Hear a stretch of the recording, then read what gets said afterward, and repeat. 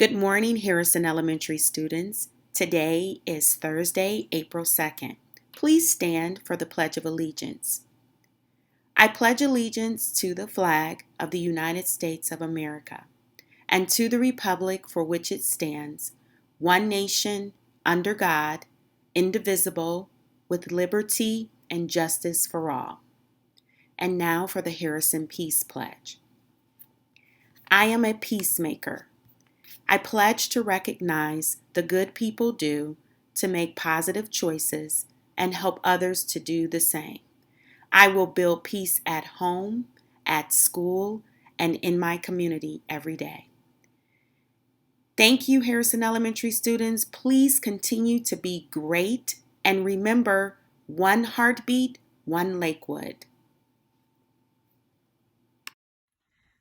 Hi boys and girls, this is Mrs. Adams. I'm here at my house with my kids. This is Eric and this is Elise. Say hi. Hi. And today we're going to talk about making a really healthy-ish snack. We realize at school we really don't have that much time to snack, but once we're home and we're kind of stuck in the house for a while, the kitchen's like right there. So we're looking for healthy snacks that are still fun to eat. So one thing we're going to make today, you're going to just need a piece of fruit, which is naturally sweet anyway, some peanut butter, or if you like a different spread, that's fine too, and everyone's favorite, chocolate chips. So we're going to show you a quick and easy snack you can make that's healthy yet still really yummy to eat. So I'm going to start with a apple. First, we make sure you wash your hands before you do this. And you might need an adult to help you with just this part. The rest you can do on your own. And we're going to make apple peanut butter chocolate chip cookies. And how we're going to do this is have an adult cut an apple this way, a little different, and make apple slices that kind of look like this. Nice and thin, right? And then what we do, can I please have my spoon? Thank you. It's just like a circle. It's just like a circle, right? Do you see the circle, Eric? And you take a scoop of peanut butter, just one scoop, and you put it on top. And you don't even need a knife. You could spread it with your own spoon, just like this. It's a little sticky. And after you spread it, you can take, that's yummy, some chocolate chips. I do eat it. Oh, Eric wants to eat it. When you put the chocolate chips on top, you just need a few, and you've made yourself a peanut butter chocolate chip apple cookie. Who wants to try it? You want to try one? Can you make another one for me? Here, why don't you try it? Why don't you bite into it? How does it taste?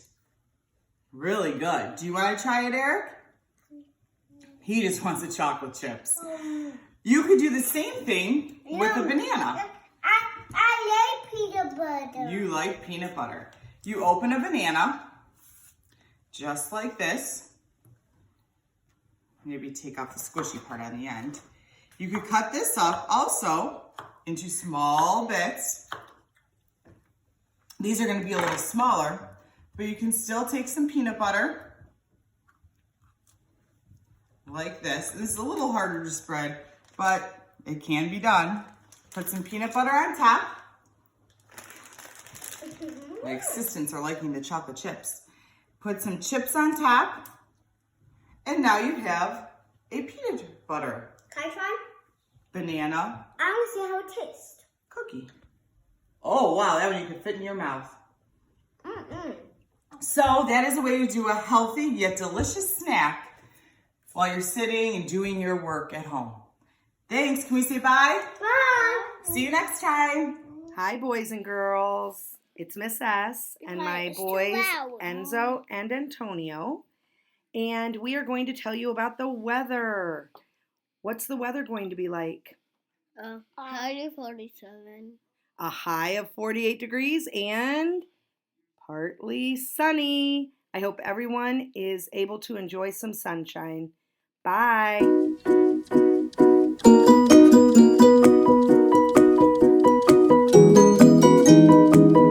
Hello, Harrison families. It's Miss Weber coming to you from my kitchen. Those of you that don't know me, I teach 4th grade at Harrison and have for about the last 13, 14 years. If you have ever had me in class or just word around the school, you know that in my spare time I make cookies. So today, the question I get asked the most is about my frosting. So today I am going to show you how I make the royal icing for my sugar cookies. I'm going to show you the ingredients that I use, but I'm also going to give you some options in case you don't have what I have. First and foremost, a 2-pound bag of powdered sugar. Can be any brand. You can sift it ahead of time, but honestly, I don't. It works out fine once you mix it.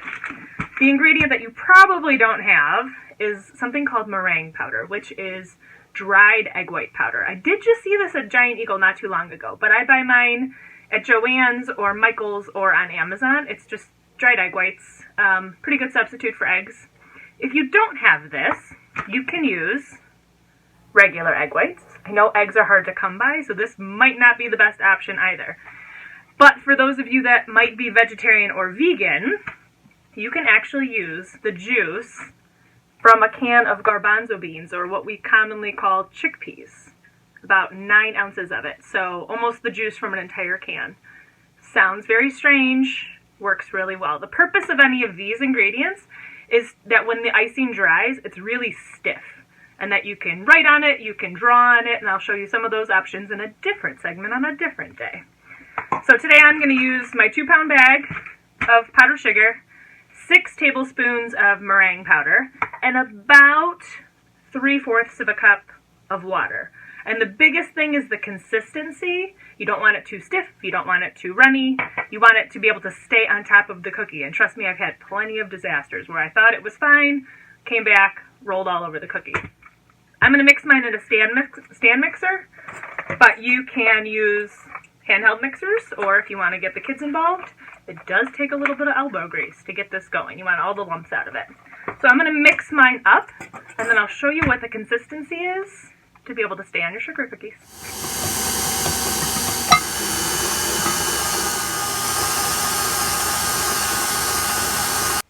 Okay, Harrison families, I am back. I have mixed my frosting in my mixer. I think I have it, the texture that I want, but I'm going to show you what it's going to look like. So what I'm looking for is when I stop the mixer or I stop spooning it, mixing it by hand, the frosting should take about 10 to 15 seconds to settle back to its original still shape. You don't want it to take forever. That means it won't spread on your cookies. You don't want it to go back to its shape in 5 seconds. That means it'll fall off your cookies. So if you ever look up recipes for royal icing, they might say anywhere between a 10 and 15 second consistency or a 10 and 15 second frosting. That's what they mean. So I'm going to turn my mixer on one more time and show you what I mean. Okay, so I've mixed my frosting to the consistency that I want, and now I'm going to show you when I turn on my mixer and turn it back off. I timed it. This one's about 11 seconds, which is perfect. It's slowly starting to get rid of all those wrinkles and transform back into a nice smooth frosting. If it takes forever, add a little bit of water. Little is the operative word. And if it settles really quickly, add some extra powdered sugar, just a tablespoon at a time, until you get what you want. I hope that was helpful to somebody, anybody. It's something I love to do, and it's a fun project to do while you're at home.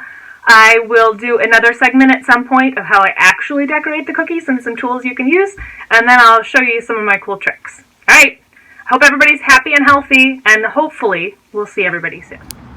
Hi Harrison students, it's Mrs. Day, and today's Thursday, April 2nd. I just went on a walk. Hopefully you guys can get outside today. The joke of the day is, why did the teddy bear say no to dessert? The answer is because she was stuffed. Have a great day.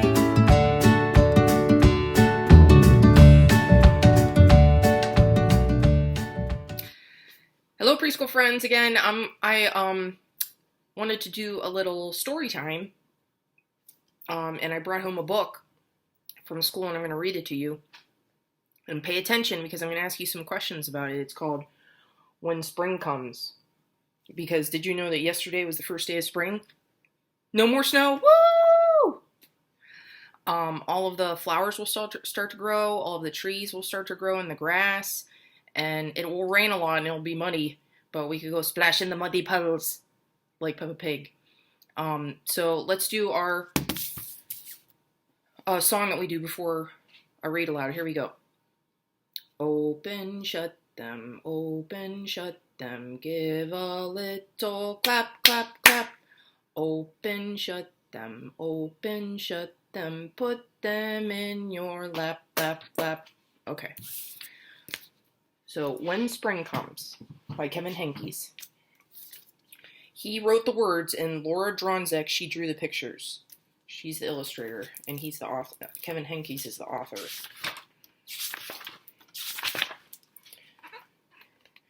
Before spring comes, the trees look like black sticks against the sky. Check it out. See no leaves. But look, there's some cardinals. How many cardinals are there? 1, 2.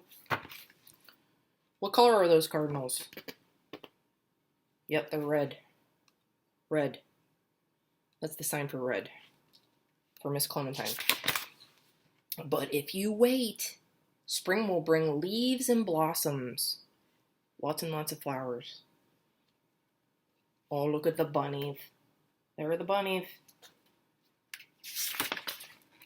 If you wait, spring will make the leftover mounds of snow smaller and smaller and smaller until suddenly they're gone.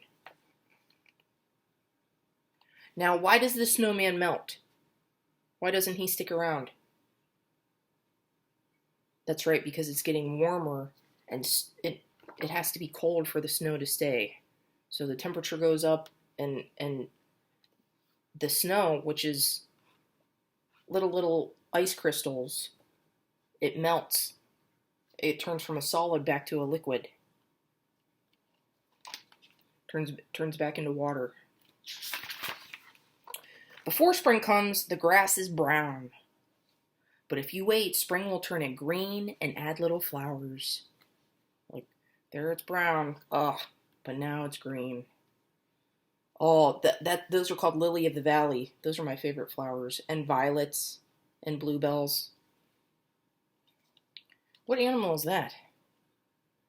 That's a mouse. If you wait, an egg will become a bird. Crack, crack, crack. The egg, it opens up and there's a birdie. A seed will start growing. That looks like the sprouts that Mr. Stormer showed us. He took pictures of our sprouts in the Ziploc baggies on our window. And they look like this kind of. And soon they're going to grow leaves. See the roots? Because what do plants need to grow? They need dirt, soil, right? They need sun, and then they need rain, right? They need water. And they also need air. Spring comes with sun, and it comes with rain, and more rain, and more rain. It's a rainy season. What's that called where the bird lives? It's called a nest. A nest. And they're her babies. How many babies? 1, 2, 3. She's getting them some fresh worms. Do you like mud? Do you like puddles? I hope you like umbrellas. There they are, splashing in the puddles with their rain boots. In England, they call those wellies. Put your wellies on. I call them galoshes. Before spring comes, the garden is just dirt and empty. But if you wait, spring will push green shoots through the dirt to fill up the garden. So in spring, there's a lot of waiting. I wait for stuff to grow. And spring will call out the pussy willows and new kittens too. There are the pussy willows. They're real fuzzy and soft. If you go to Heinen's sometimes, they have fresh pussy willows in the spring. It's really cool. You should check it out. You should buy some. I always buy some. There's a kitty! There they are. 1, 2, 3. What color are they? White. Spring can come quickly or slowly. It changes its mind a lot. But when spring is finally here to stay, you will know it. Those are called daffodils. Daffodils, I love those. They look like they have little cups in the middle. Let's count the daffodils. Ready? 1, 2, 3, 4. 4 daffodils. And they get all wilty, but once the frost melts, they'll pop back up. There will be buds and bees and boots and bubbles. Whoa. I love bubbles. Let's count the bubbles. 1, 2, 3, 4, 5, 6, 7, 8, 9, 10, 11, 12, 13, 14. 14 bubbles. There will be worms and wings and wind and wheels. Whoa, what's that called? It's called a kite. When it gets really windy, you fly a kite. What color is that kite? You see? It's pink.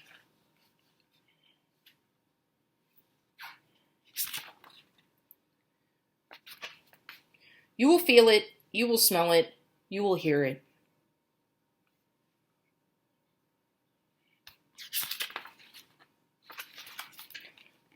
When spring is finally here to stay, you might think you are done waiting, but you are not.